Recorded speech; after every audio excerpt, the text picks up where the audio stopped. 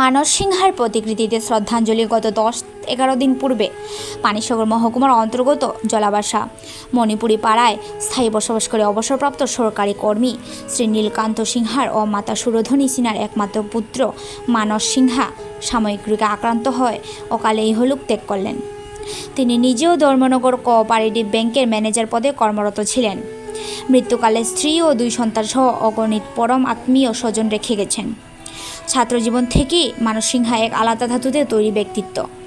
শত সহস্র গুণের অধিকারী মানস সিংহার অকাল মৃত্যুকে মেনে নিতে পারছেন না সহযোগী কলিগগণ সহ বাল্যবন্ধু, ছাত্রবন্ধু, স্কুল কলেজ সহ এলাকার শত শত মানুষ।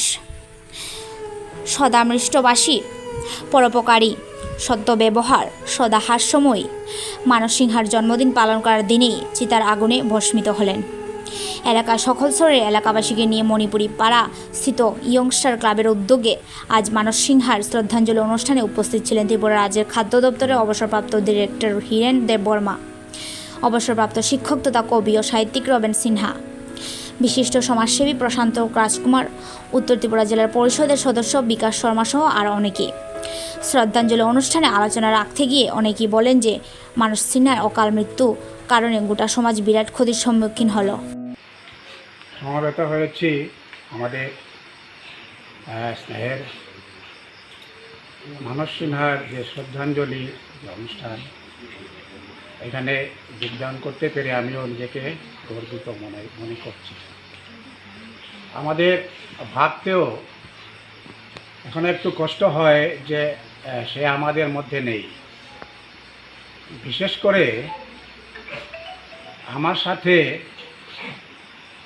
আমাদের প্রত্যহ একটা আলোচনা সভা আমরা করি। আমার বাড়িতে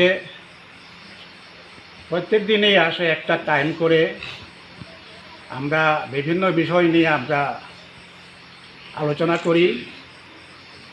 কিন্তু সেই অভাববোধটা আমার কাছে আরও বেশি করে লাগছে।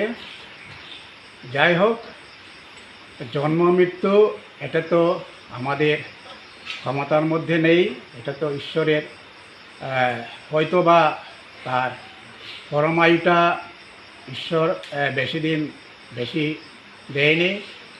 তবু আমাদের ভাবতে একটু কষ্ট হয় যে সে আমাদের মধ্যে নেই। আমাদের সমাজের বিভিন্ন কাজে এবং বিভিন্ন দিকে তার একটা সহযোগিতা, সাহায্য আমরা দেখতে পেয়েছি এবং যাদের কিছুটা হলেও সাহায্য করা দরকার সেই সমস্ত দিকে সে আপ্রাণ চেষ্টা করে গেছেন। আমাদের গ্রামের ক্লাবের যে উন্নতির জন্যে এবং পূজা টুজার ব্যাপারে যে যথাসাধ্য সে সাহায্য করে যাচ্ছিল, সেটা আমাদের ভোলার মতো নয় এবং আমাদের সমাজের বিভিন্ন দিকে বিভিন্নভাবে সাহায্য করে গেছেন, সেটা আমাদের ভোলার মতো নয়।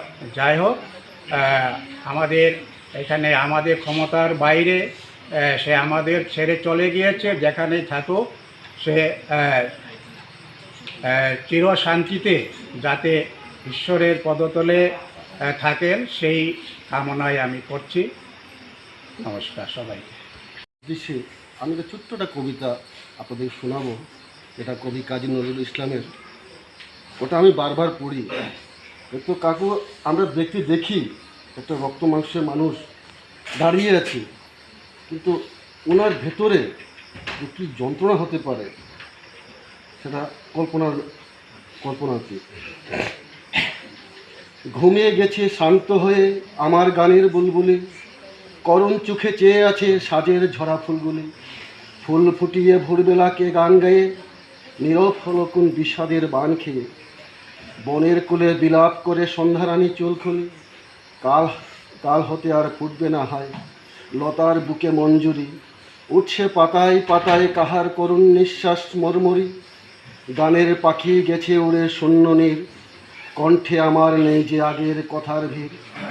আলো আর এই আলোতে আর আসবে না কেউ কুল ভুলি, আর আসবে না কেউ আমাদের আর মানুষ। এটুকু বলে